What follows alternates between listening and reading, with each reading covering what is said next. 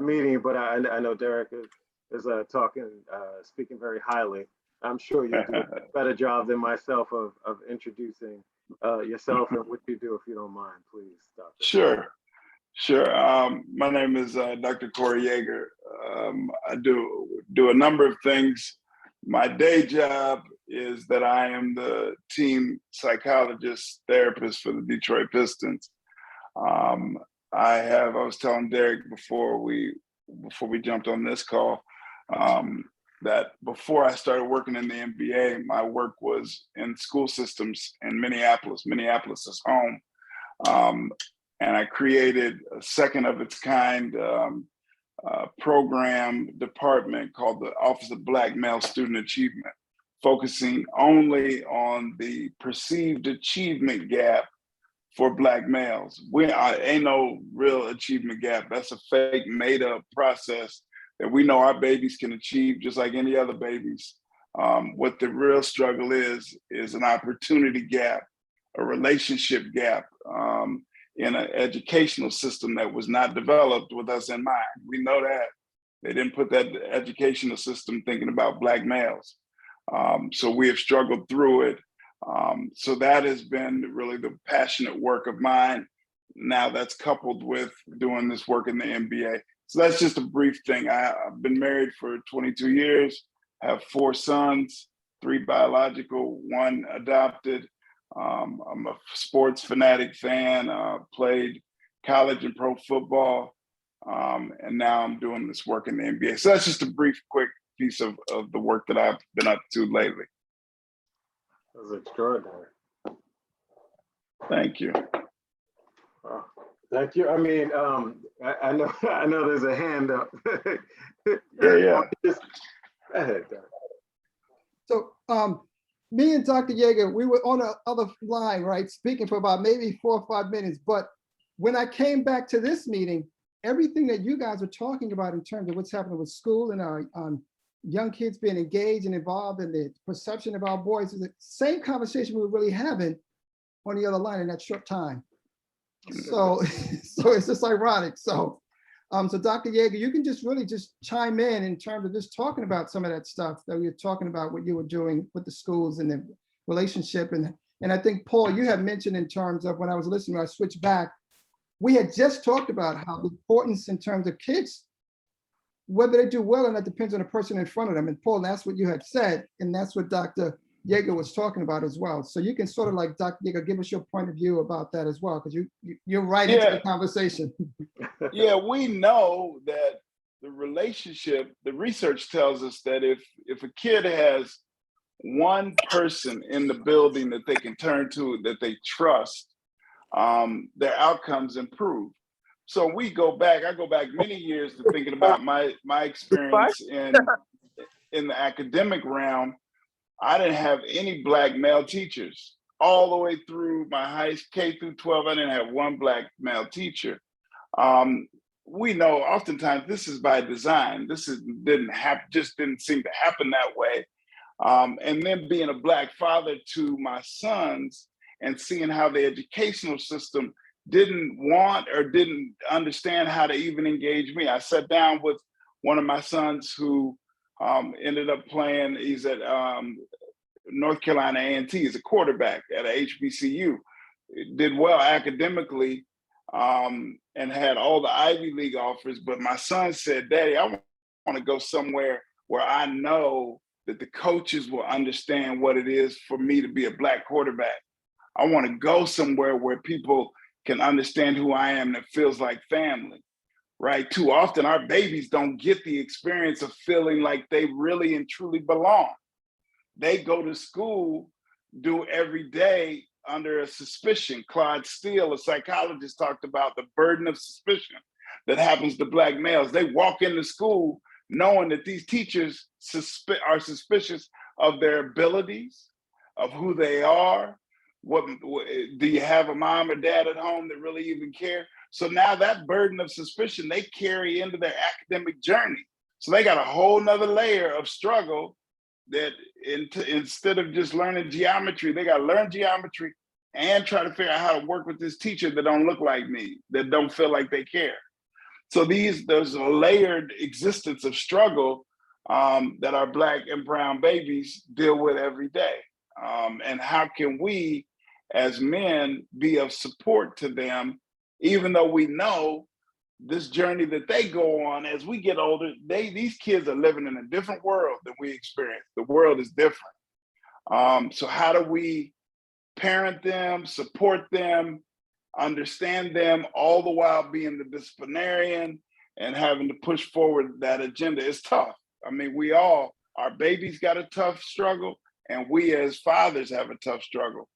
So that's a combination platter that we have to work with and deal with, because it ain't going nowhere. It's not changing tomorrow. So that's just a little bit about my thinking around that educational realm and the work that we're up to. If I could add something, I think it's extraordinary how seamless everything that you're talking about just goes right in line with what the group has been talking about for the last 40 minutes. But something, Dr. Yeager, that you said stuck out. You referenced them as babies several times, and I think that that's a really key point to take note to, because they are so impressionable, even up until high school.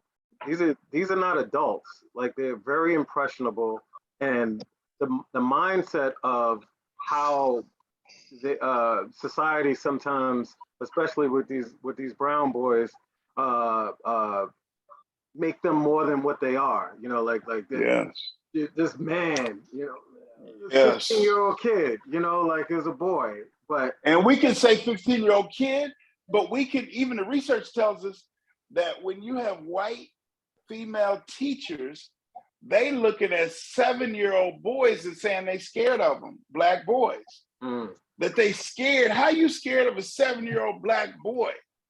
So this speaks to an underlying caution space that we have to be cautious about, of implicit and unconscious bias. Oftentimes the bias is conscious. They know they're being biased against us. But oftentimes there's a whole nother layer and underwhelming space of unconsciously how they view us. You walk into that classroom wearing that brown skin, off rip, they saying, we gotta watch that boy. Hey, we gotta watch that kid. So now that boy don't even have to, it's enough to struggle with geometry, but then to couple the struggle of being a young brown boy and knowing that teacher don't rock with me, the teacher don't like me.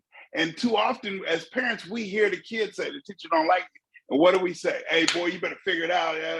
Yeah, but sometimes we gotta listen to them babies. They know this teacher ain't messing with me, Dad. Something about the way that teacher responds to them white students compared to the way they respond to me is different, Daddy, and I feel it. But we will too often we'll just disregard that and say, you just gotta handle it. We have to do that, but we also need to listen to our babies. That they need to know Daddy cares, Daddy hear me. But we also want to put our kids up on game, right? You got to finesse that teacher, boy. You want to, they holding some things that you need, right? They're gatekeepers to a process, baby boy, that we got to figure out and get through. So how do we support them all the while giving them game on how to get through that process? It's complicated. Absolutely. There's a couple of hands. Paul, I think, did you have your hand raised? My question is, so since you said that your son is at an HBCU, are you seeing an uptick or a rise in Black males and Black students in general going to HBCUs? And the second part of that question is, are there any statistics to indicate if and when educators or young Black students are being exposed to HBCUs? Because I didn't hear about I didn't even know anything about HBCUs until I graduated high school. Yeah, me too.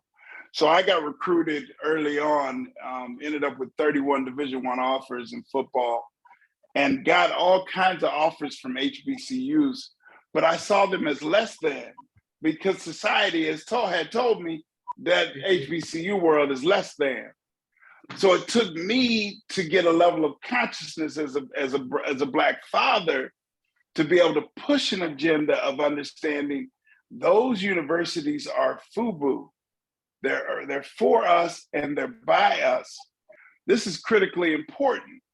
It's critically important. So I don't know what the research says in terms of when the exposure and understanding about HBCUs may be occurring, but it becomes our task to tell our young kids, our babies, hey, let's look into this. Let's look into what HBCUs are. One thing that has been helpful is Deion Sanders at Jackson State, right? Deion Sanders is a big name, got all the primetime piece. For him to be able to be at an HBCU is now drawing high-level athletes, and it's not about just athletes, but oftentimes one of the avenues that young Black and brown boys have for the academic opportunity is because of the athletic ability. So coupling that and having us as fathers spit game to our kids about, hey, we need to make sure that we're looking at these HBCUs. Because when you go to an HBCU, the president looks like you, the professors look like you, the students look like you, the players look like you. That's important.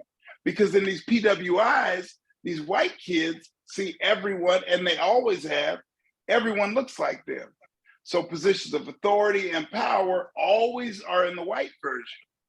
But this is a myth that we have the ability. We are the first creators of knowledge. Let's be real about this now. We started this. We started the understanding of what academics are and philosophy. It all came from us. But they told us a beautiful lie, that we weren't capable. So they broke that, they put a gap in our understanding that we must re-engage. We have to do the heavy lifting of re-engaging and understanding what the journey is, what it has been, and conveying that back to our sons and daughters.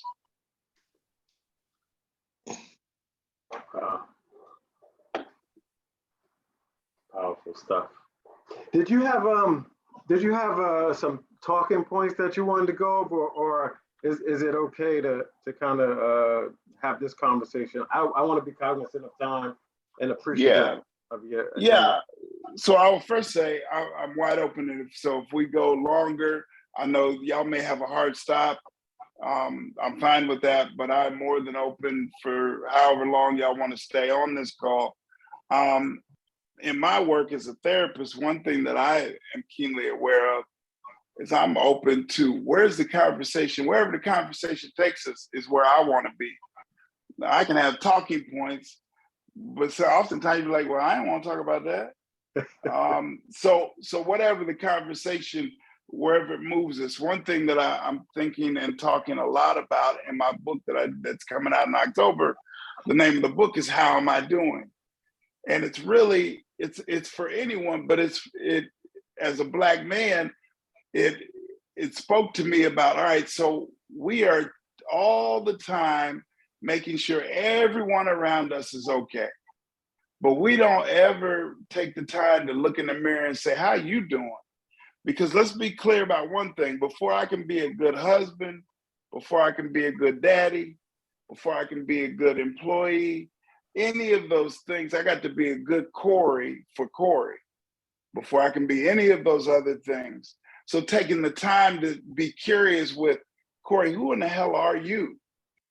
What's the value systems that your granny and papa and your daddy and them gave you?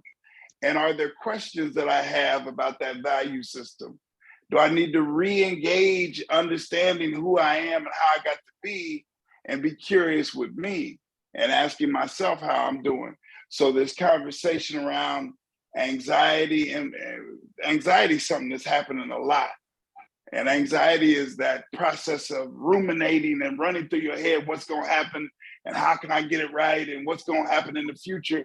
But anxiety is really a wasting of present energy. The energy we currently have, we waste on trying to figure out what future outcomes will occur. We don't get to control all the future.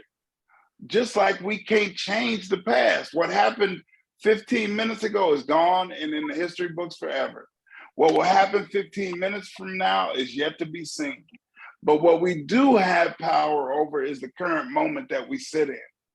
We got power over this current moment. So how do we bring ourselves back, especially as Black men, into the current moment, and find opportunities to engage with one another about how we got here and where we seek to go.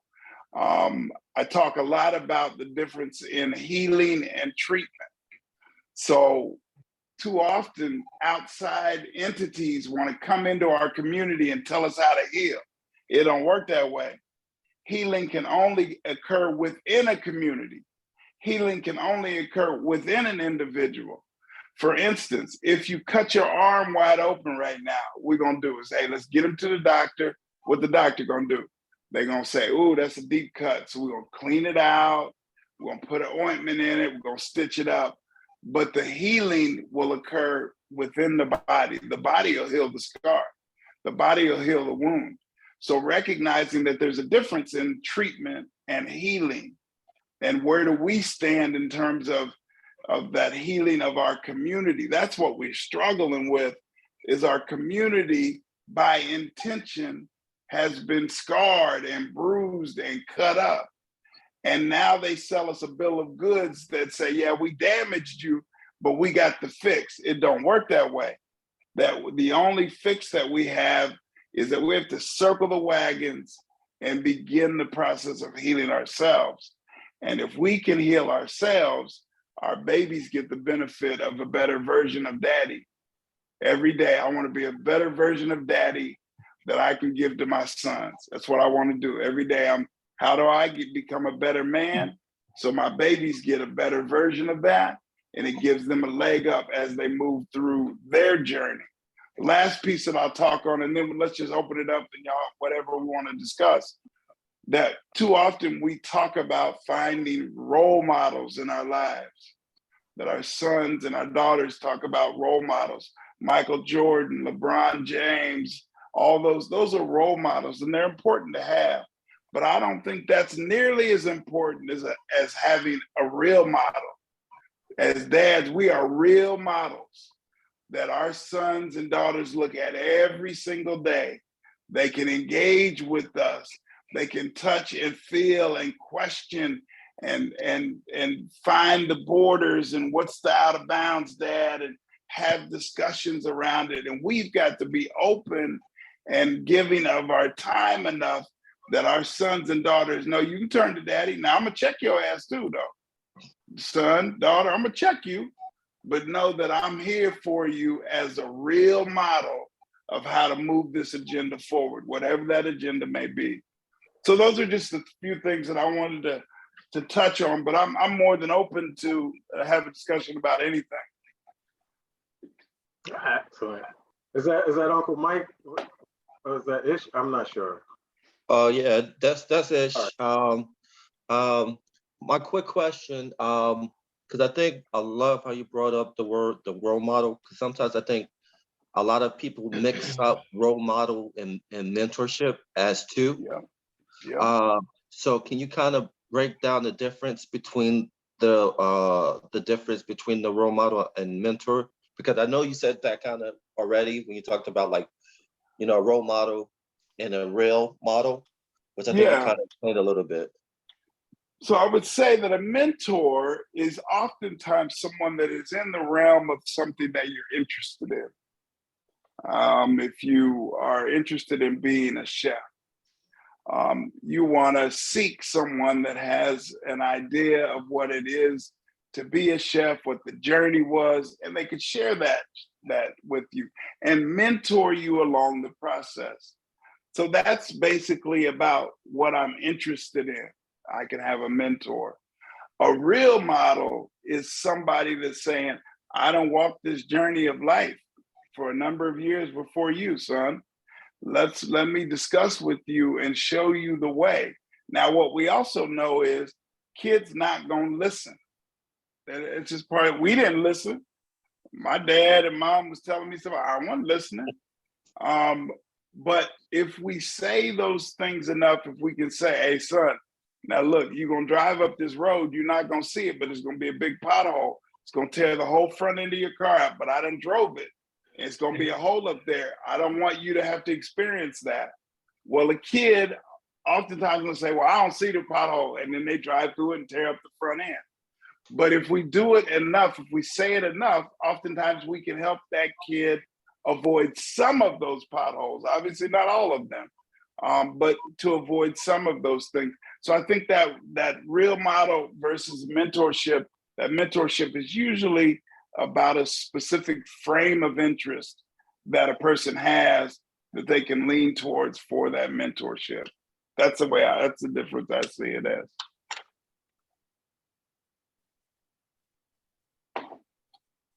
Excellent. I think Very good.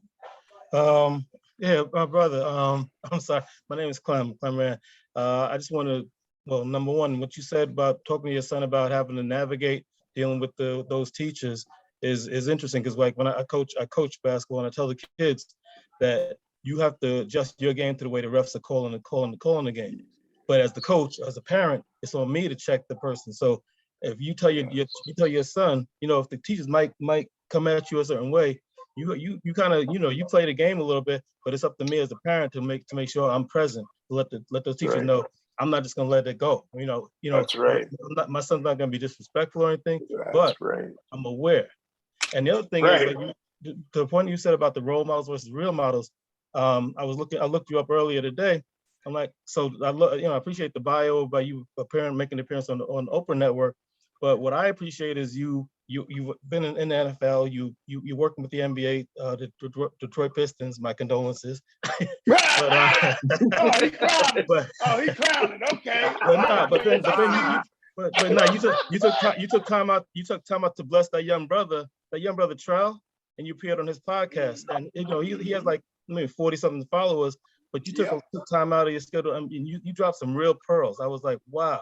And that's the difference between a role model and a real model, because you didn't have to do that. I assume you guys had some type of relationship, but just take time out your schedule to bless a young brother, and I'm sure you made an impact on his life, and I just wanted to say I appreciate that. That stood out for me. I appreciate that, because I think one of the things is that when we take a vested interest in these young babies, that I seek to become an uncle in their lives.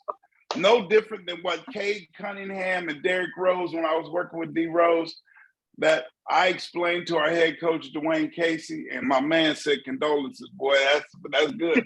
That's good, that's good. That's gonna stick with me. I remember that. Hey, I'm a Knicks fan, so I'm in the worst. I'm a Knicks fan. Condolences as well. But one of the things that I told our head coach when he hired me 5 years ago, he said, so Doc, how will we know that things are going well? I said, I think it's pretty simple. That if you see that I've become an uncle to Derrick Rose, then I've done my job. And I just so happen to be an uncle that has some deep therapeutic chops, psychological chops. But before that, psychological chops and all those other things, I'm an uncle. I'm going to be in your world. D Rose talks about it all the time, about me saying that Doc don't want anything from us. He wants everything for us.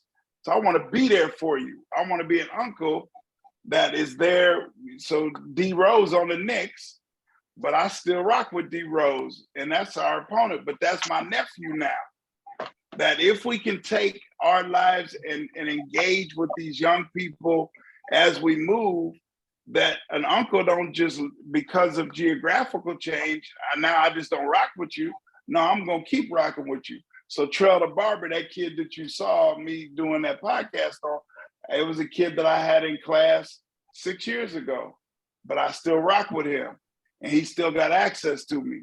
And he gonna continue to have that, because I'm on bullshit if I tell him that I'm with him and I got you only because you're around me and in my class today.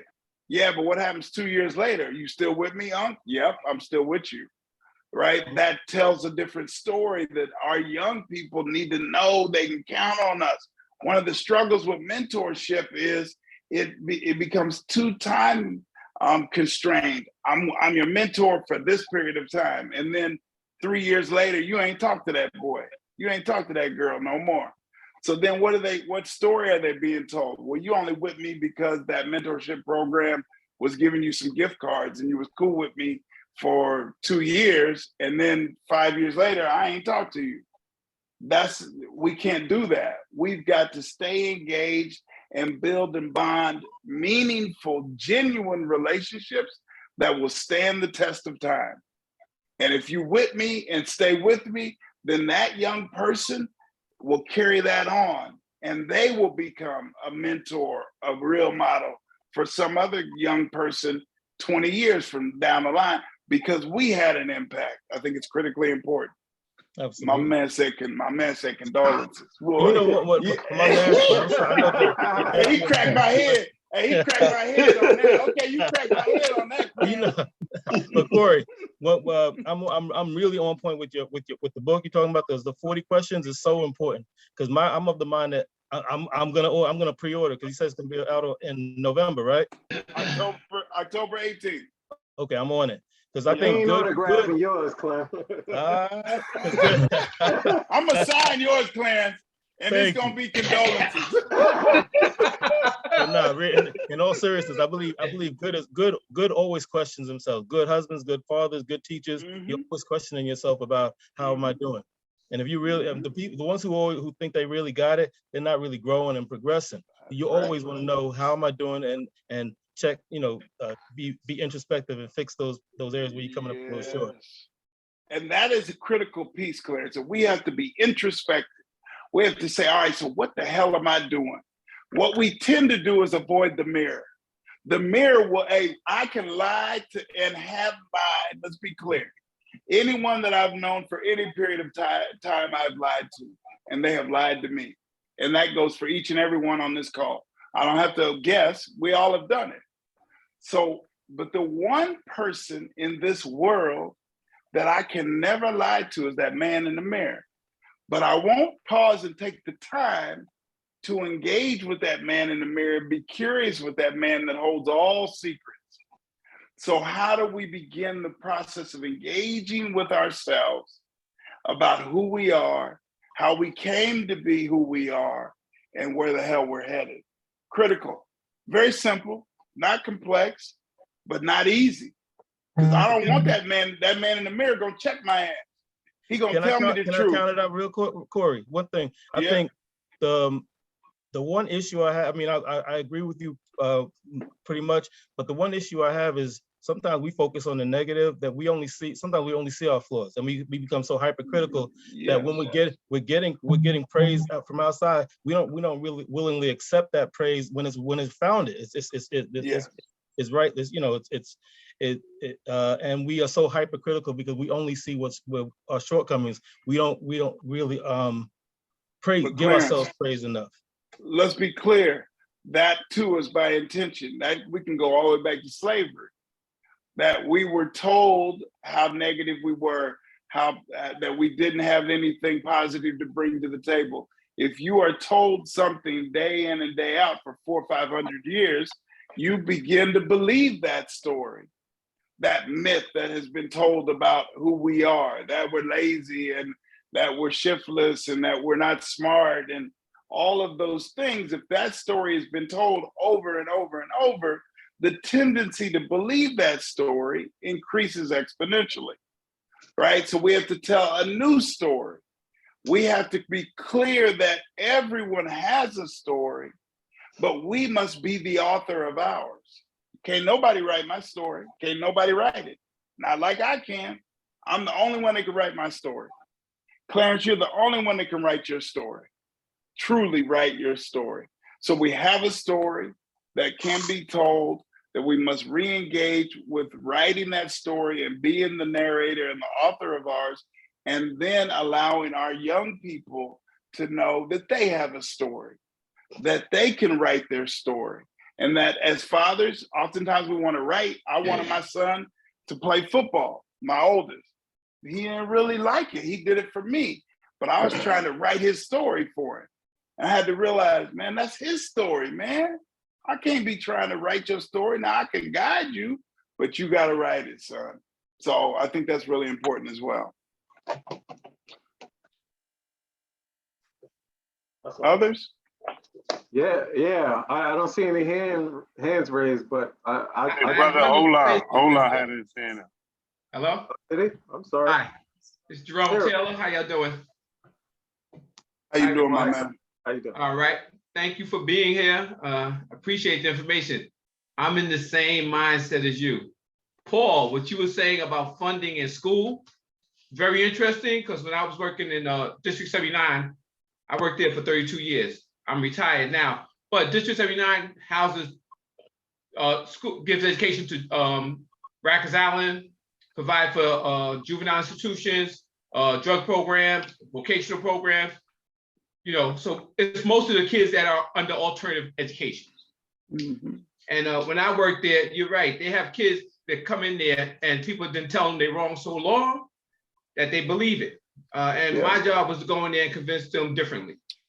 A lot of students, the social workers and the counselors would say, we need to get rid of this one. The first school I went to in over here on 96th Street to help out opening up a new school, they said we need to get rid of 5 Black boys that are too aggressive, smoke weed outside, and curse us out. Now the social workers, they came from Long Island and they had never worked in a school before in their life, so they were terrified and they were white. Those same kids, like you said, I told the principal, I said, if you get rid of them, you got about 30 kids in the school, you're gonna lose your attendance and your funding. The principal said, hey, you're right. Because they come every day, they give you a hard time, but somebody making them come to school, so they got some type of respect. Every day, yes. And I spoke, and they were giving them a hard time every day. I said, but that's their job. When I worked on Rikers Island, the principal told me, those kids that come in that classroom, they're students. You don't need an officer, you need to learn how to teach them. That's right. And I respected her for that.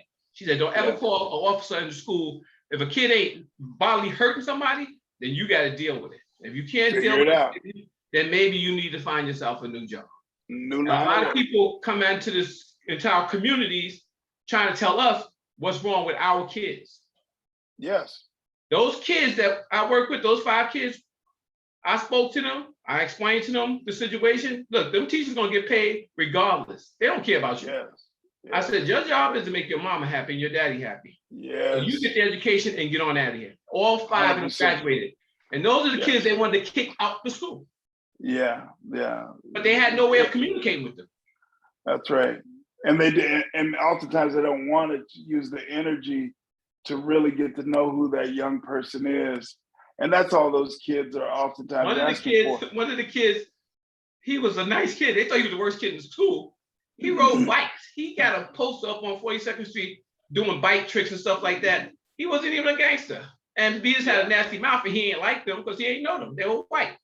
Next thing I know, once I got him hooked up with the social worker and she seen that he was no threat or nothing, she wanted to take him to breakfast and lunch. I'm like, no, you don't do that. You know what I'm saying? He's not your pet now. He's a kid coming to school. That's right. I agree with that 100%. 100%. Yeah, that's good stuff. Absolutely. Very good. Ola, were you adding something as well? I had a question. Yeah, thank you, Brother Ron and Dr. Corey. Dr. Corey, I'm joining this call from Nigeria, so it's an honor pleasure to connect with you.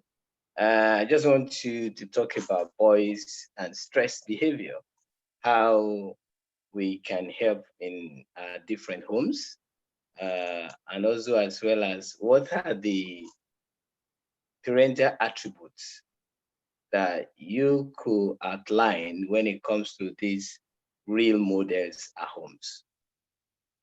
Yeah, so in terms of the attributes, I really believe that there's one critical attribute that we've discussed. It's the building and bonding of relationships, right? And how you build and bond relationships is very unique to each individual. How I build relationships is very unique to me. It's based on the experiences that I've had. And I think that's critically important to each individual. I think the key attribute in that building of relationship is the want and the why. Why do I want to build those relationships? One thing I think that society has taught us is to be avoidant of self-interest. I think that's wrong, that everything we do has self-interest. When I decided to get married and my wife and I decided to have kids, you best believe that there was self-interest even in that process. I wanted to be seen as a good father. That's part of, there's self-interest in that. So what is the self-interest that we carry as we seek to engage and support and be a model for our children and those in our community? Asking ourselves that question of, why am I doing this? Why is this important to me? And how will I go about engaging with those young people on a day-to-day consistent basis that will be of help, not of hindrance to the young people that I am around every day? I think asking ourselves that question and building those relationships is the most critical attribute in terms of being a model.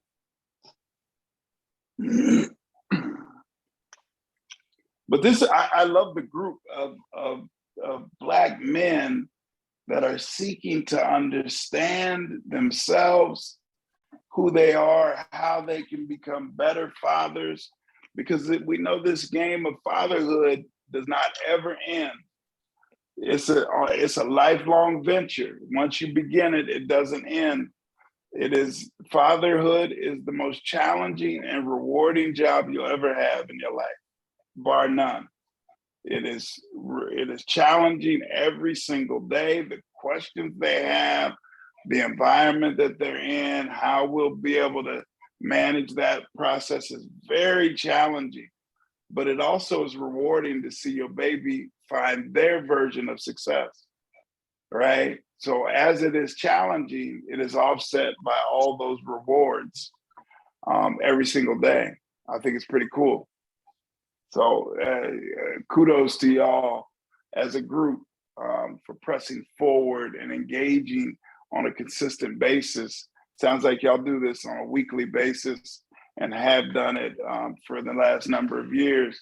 So I give you kudos for continuing the process. I think one thing, it's just like weight loss. We oftentimes believe that I got to lose this weight. The hard part is to lose the weight. No, it ain't. That's the easy part. Keeping the weight off. The maintenance thereof is the hard part. So being a father and getting it going is not the hard part. How we maintain that process day to day with all the other ills of our society that are coming at us. How do we maintain that process throughout the journey of fatherhood is really the hard part. And having a group that you can turn to and discuss and engage and banter and converse and laugh and cry together allows us to have that level of support that is critical. We do all of those things. So Yeah, we definitely do that. Yeah. I think Philip had a question or a comment. Yeah, absolutely. Thank you for your time this evening, man. I can't wait for your book to come out for sure. I'm going to pre-order one as well. So I appreciate that. I know one of the things you touched upon was the consciousness and then unconscious bias that, we have to circumvent, right? And you touched upon it in the school system, but I think it also stretches upon other things that we see every day, law enforcement and other things like that, right? And so how or what have you seen, or how do you educate on being able to maneuver through those? And it could be the $1 billion question that we're trying to still answer, right? But how do you see going out and mentoring and talking to people to be able to maneuver through those biases that, everyone has, but we do deal with every day? Yeah, I think it is, there's a philosopher, his name's Frantz Fanon. And Fanon coined the phrase cognitive dissonance, which is really just a big phrase, big wording to say that we battle within ourselves all the time. So as this unconscious, subconscious bias is occurring, what we want to do is bring that to a level of consciousness. Because now if we can move it from unconscious to conscious, now we get to battle with it and others get to battle with it and can make better choices. Much harder to make better choices, engage groups in a way that is more meaningful if I'm not conscious of it, because then it's just occurring. So bringing some of that subconscious banter that is occurring that we're not aware of, taking the time to still ourselves and bring some of that subconscious up to a conscious space, then we get to fight with it. We get to battle and fight with it. And if we fight with it enough, we can begin to make better choices in our lives. So I think really that's the process of bringing that subconscious up into a conscious space. I think fatherhood is quite similar, that there's so many things that are going on at a level below consciousness. If we can find the ability to still ourselves, let me be still here, and engage and be curious about what's going on at a lower level below consciousness for us as individuals, then we can say, yeah, I hadn't really thought through that. Now let me figure out how I'm dealing with my son or daughter, and let me think about the information that I'm giving them or I'm not giving them and why. Because now we can start to play. I see life as a big playground, and we just want to play. How do we play in a way that is helpful and beneficial to us as individuals, and then interpersonally between us and our children, and then at a more societal level? If I can be better as an individual, that means I can be better in my relationships all around me. And if I can do that in my social network, then I can begin to change some of the trajectory at a broader, more societal level, but it all starts individual. I don't know if I answered your question. I start talking in circles, hell, I'd be off in the corner. Everybody be off in the corner saying, I don't know what the hell Doc was talking about. But I hope I touched on and addressed it there. Absolutely, thank you. Dropping jewels. See, if I may, I see it a correlation of saving a drowning person. You can't save a drowning person if you don't know how to swim.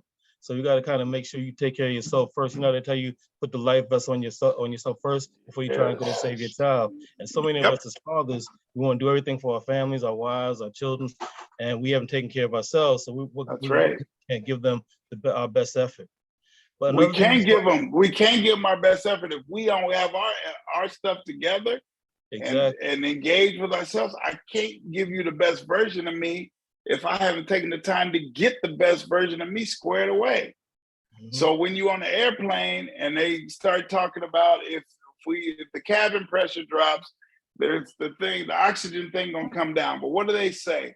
If you're traveling with an infant, don't put their mask on first because you fumbling with it and now you done passed out. Now both of y'all done gone. So put your mask on, take care of you first, and then you can be a better version to be helpful for everyone else. But go ahead. I know I interrupted you. No, there was another thing you talked about was standards and having and maintaining proper standards. Can you develop that a little bit more? Yeah, I think the struggle with standards are that whose standard are we dealing with? Whose standard is who gets to set the standard? Right? That schools have the standard. Yeah, but is that a standard that is applicable to me and mine? And oftentimes that answer is no. So how do we challenge it? Before you can challenge the standard, you have to first understand it. Before I can be a great basketball player, I got to know the rules of the game. You think LeBron don't know that where the referees are set up every time he comes down the court so he can get away with that push off because he knows where the referees are going to be during that play. So I can push off on this. So that means there's a game within the game of understanding what we can get away with, what we can't get away with. And once we understand it, LeBron does it during timeouts. Hey, when you come off of that screen, that ref ain't gonna see it if you give him a little jab right there. So now not only does he understand it, but he conveys it to his teammates. Same thing as fathers. We got to get the frame of understanding down, and then we can say, hey, so look, this is what you're going to come up with. This is how you can combat that. So I think that conversation or understanding of that standard is saying, all right, who set that? And is it something that we're agreeable with? And if we're not, how are we going to maneuver in and around that as we move? It's very, it's complex, yet simple doesn't mean easy. If I could, in the essence of time, thank you for everything that you're sharing. Just open it up for some of the brothers who may not have had an opportunity to speak this evening. If you had any questions or comments, I know a couple of you guys haven't had a chance to say anything. Yes, sir. Yeah, what's up, brothers? Hey, thanks, brothers. Thanks for being here. Appreciate everything you're sharing with us. And one of the things you mentioned a couple of times was about healing. And you kind of answered my question a little bit when you're talking about unconscious bias. Because what about, okay, I've been going through life and I'm good and I'm doing what I learned to do and this is how I learned to do it. So where do I need healing? How do I even know that I need healing if I don't know I need healing? Or for me, it took something to happen in my life to make me look at me and get me on that road to looking at Joaquin and that journey. But what if I'm going through life? I mean, had that not have happened, I wouldn't have looked at me. And it took someone there to help me. But so when you get on the journey of healing, how do you get on it if you don't see that it's necessary? Yeah, that's a great question. I think in part, Joaquin, it comes from this piece that I'm talking about in the book of having a level of curiosity with self, that I'm not gonna know I need healing if I'm just walking this journey and it's the journey that I know, until I can do what I said earlier of stilling myself, finding the ability and built-in time to still yourself. Because if I become still and start to be curious about where I'm at, how I got there, I may start to uncover spaces that are in need of healing that I wasn't aware of. But if we're just moving all the time, we may not understand it. And oftentimes, and I think movement is critical, that what we must have in our lives, what we must become is rivers, not ponds. A pond is a stagnant body of water. If I take poison and dump it into a pond and come back a week later and test the water, the poison will be there. If I go to a river and dump that same poison in at a point and come back a week later and test for poison, it won't be there. Why? Because that river is ever moving, ever regenerating itself. So we must continuously be moving. That to that point though, Joaquin, we must also find times to still, find an island that can still itself and be curious. All right, where am I at? How'd I get here? Do I like it here? Is this what I want to do? Because in that space, Joaquin, that's where you may start to uncover pieces in your life that are in need of healing. But if you were just moving continuously, you wouldn't uncover it, right? So I think that we all must find that ability to be still in certain, I do it every morning. I wake up every morning and listen to Bill Withers' song, why do I always forget? Lovely Day. Every day. And I have a different take on Lovely Day. Lovely Day is really a song saying that they look at a partner, your wife, and say, because you're here, I'll have a lovely day. I see it differently. I'm gonna have a lovely day because I'm here. The key is there is no way in this life to make someone else happy, and someone else cannot make you happy. That will come from within, right? I can't be dependent on my wife to make me happy. That shit don't work. It don't work that way. I've got to find the ability to make Corey happy. Now, my wife can help facilitate that happiness, but she can't make me happy. That ain't her job, and it ain't my job to make her happy. That I want to facilitate the process of happiness, but it's dependent on me. So if I'm upset or pissed off, that's my job to figure that out. Now, she can help me in that process, but ultimately that falls in my lap, and I'm okay with that. I'm gonna have a lovely day because I'm gonna choose to. Mm-hmm. Excellent. Leo, did you want to add something? We typically, Dr. Yeager, close about 8:30. There's some flexibility, I'm sure, but yeah, a gauge. Mm-hmm. So, thank you, brother, for dropping those jewels. Thanks, Ron. As I was listening to you, I was just thinking about that, what you just said about just taking time out and just self-reflecting on those things that you might want to do and for yourself. For a long time, I've had to do that because for a while and up to recently, I actually would not do the things that I wanted to do as a single father because I was always trying to just be there for my daughter, right? So I would kind of deprive myself of things that I wanted to do because then it would make, I would to myself, I would feel like I'm just not being there for my daughter, and I had to kind of pull back and say, I have to be happy also in order to be there for her. So I started doing things, for myself to make myself happy as well. And with that, it just released this other side of this, happiness that I just felt that wasn't there before because I was holding back.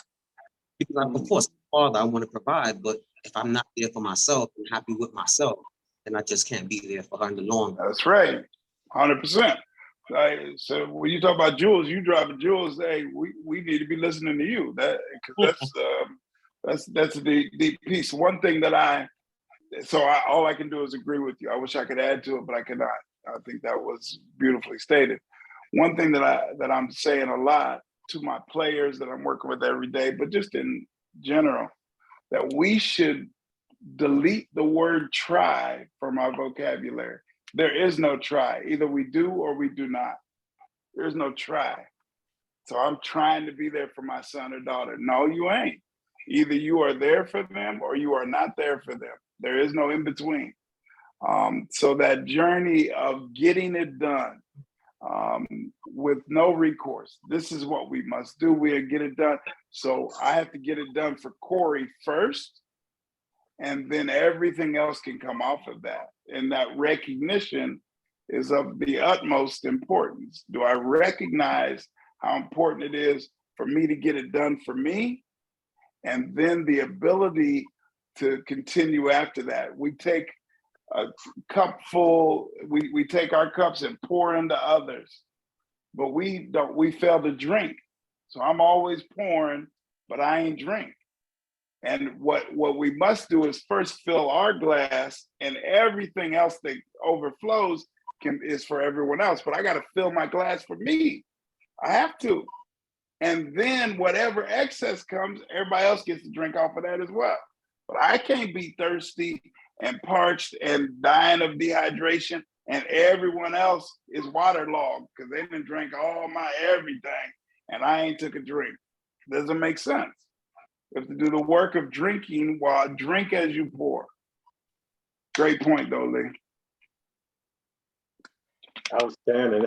And I think like you pointed out with the brothers on this call, we call each other kings. We call each other a lot of things that, but I think they're all fitting. All of the words of whatever words we choose, whether it's brother, and then in terms of Uncle Derek, Uncle Mike, it really lends itself seamlessly and realistically, naturally, organically to what you were saying earlier in terms of aspiring to be an uncle for somebody. It's that consistency. You talked about maintenance during tonight's talk, and this meeting is maintenance for us. We connect with each other through a WhatsApp group, but everything that you're talking about is either bringing back to the surface some of the things that we've discussed or learned about, and I think that you've clearly put a perspective on it that makes it, for me personally, really easy to bring back to the surface, like the treatment versus the healing aspect of it. I never looked at it like that, honestly. Healing comes from within, and my body, my community, my family, like we do the healing. We could get some treatment. We could, we could get some things in place to sort of allow for that to more naturally occur. That's right. I thank you for putting the onus and the responsibility on that person in the mirror to do the work. And so right. that was one of the takeaways for me. I'm going to work to be an uncle for some folks, and in terms of, we have educators, we have officers on the call. These folks, and Clem, who AKA Clarence, is one of those people who is a real model that I see, because my daughter went to the school, and I'm always seeing students who were there 4 years ago, 5 years ago. Sometimes it looks like 10 years ago. He looks a lot younger than he is. But coming back, and his love and his remembrance, it's not, hey, remind me again who you were. It's just like, hey, man, good to see you. How's your brother? How's your mom? You know what I mean? So it's that I think is far too often lacking in our community, with those real models, those folks who remember us, who will say, take the time. And, we were talking about teachers earlier. And I had a 5th grade teacher, Mr. Coward, and I forget a lot of my teachers by name, but Mr. Coward, I remember. It was the first Black man that was, that educated me. But he also, every Thursday, we had an assembly. And it wasn't a school-wide rule, but in Mr. Coward's class, the boys had to wear a tie. And it was my first experience with a tie, like we went to church, but I didn't, I didn't even own a tie, honestly. He had a rack of ties in his closet, and look at me as approaching 50. Back then, that tie was about this wide. And you couldn't say you couldn't tie, because Mr. Coward would tie it for you, and that knot would be all up on your neck like this, back of your shoulder. But he took the time. He said, listen, no young man is going to leave this classroom dressed like a bum. It's assembly, and you got to stand up tall, and you got to walk a certain way. But that's right. I took a lot of weight, but I didn't want to take too much time. I just wanted to give you something that, because you gave me so much, and you gave the room a tremendous amount to grow from. Thank you, Doctor. Well, I appreciate that. That's good. So Uncle Derek, you wanna close things up? Dr. Yeager, just thank you, man, for just providing, giving us that perspective. And the thing is that, we look for each other. We understand the importance of just supporting each other. And it's like, we look forward to Thursdays. We've been doing this for over 2 years. We meet every Thursday. We have not missed one Thursday in over 2 years. Yes. Yeah, that's beautiful. And we understand the importance of just support, and that's what we do. We support each other, and we're there for each other on the Zooms or on the WhatsApp. We meet outside of here, and so we just, really understand the importance of just men uplifting men. Yeah. And we talk about, just that conversation every week. We get something of value that we can carry, that gives us that fuel to carry us through the week. Whether, and you have brothers, whether they're saying something or not, they're taking something. That's right.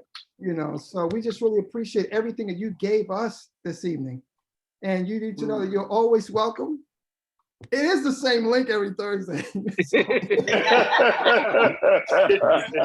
Thank you. Whenever you want to jump on, you're more than welcome to just jump on. We're here every Thursday. Well, I appreciate the opportunity to sit in fellowship with each of you. The time moves so quickly once you engage with others that are like-minded, and as Black and brown fathers, to have others that have shared experience of being Black men, what that means in the journey in this country, and what we hand off to our babies and what we can learn from one another is so very important. So kudos to you all for continuing in this vein. And it's a thing of beauty. So keep going, keep going. When you hear the dogs coming, keep running, right? So that's what we got to do. We got to keep moving. Can I ask one question real quick? Yeah. Okay, Corey, just real quick, because you played in the NFL. Recently, we've had I guess a kind of an uptick of former NFL players dying relatively young. Do you have any idea what to attribute that to? I mean, I know they talked about the CTE years ago. Yeah. There's a lot of other issues, but it just seems like recently it's just been at least every week, the last few weeks I've heard a former NFL player pass. Yeah, I think that we have to be aware that the social networks and the things that we do in smaller groups is a microcosm of what's going on in the world. We are living in a crazy ass world. Things are crazy. I'm 53. This is the craziest time that I've experienced in my 53 years on this earth. So I think it's a microcosm of what's going on in broader society. NFL specifically is a warrior sport. It is a warrior mentality. And once you're done with that warrior space, when that's done, there's no outlet for all of that you've had for those many years. You could express that and get it out on the field.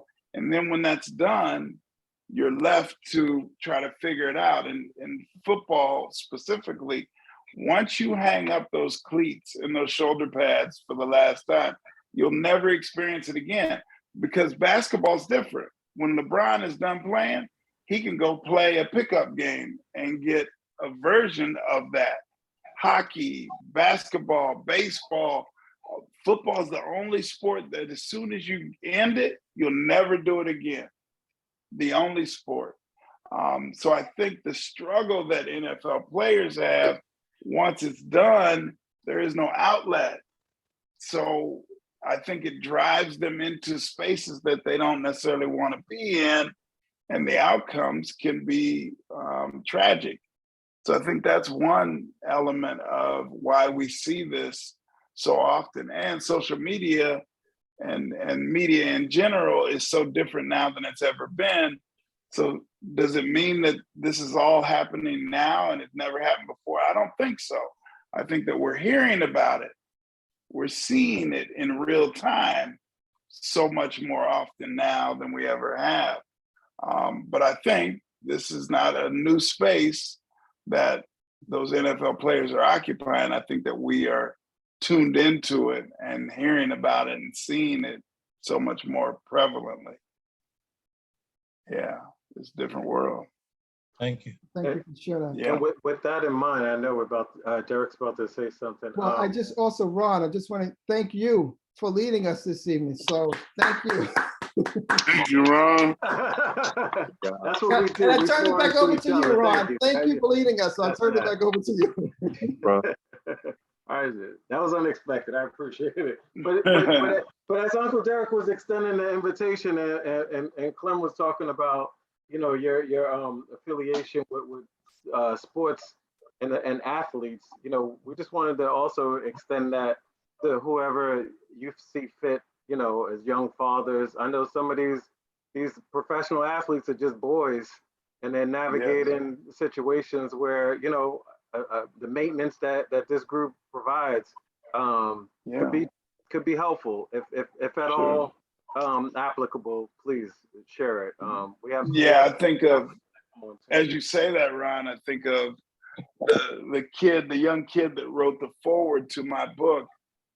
His name is Cade Cunningham. He was our #1 pick last season, and he's a young father. He has his daughter Riley, who's now 3. So he talked about, even in the foreword of our book, of my book, no one discusses with him that everybody wants to talk basketball, but fatherhood's the most important thing for him. So as you said that, I just thought of, with him having written a forward, maybe some time that I have Cade hop on with me on this call, because I think he could get a lot and could give a lot. So I'm already thinking when I see Cade, I may bring that forward to him. Absolutely. We're a group of men of color, of fathers who just trying to pour into each other everything possible for us to be our best version of ourselves. So we're not looking for anything else. You know what I mean? So so sincerely, that's good. Keep it up. Keep it up. But this will surely not be the last time that I see you, nor that you see me. Appreciate we'll it. surely do it again. Don't worry. Don't worry. You'll see me again. I'm just worried that you and Clem gonna start with the, hey, Clem, don't start that with the bullshit. Knicks and Clem, don't start that bullshit. You know what? You want Cade to come play over here in the bright lights of New York City.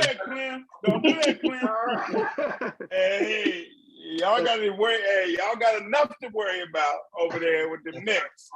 Yeah, right. You need to get Spike Lee and them and get it squared away over there, because if we being honest, the Knicks gave us a lot in this last draft.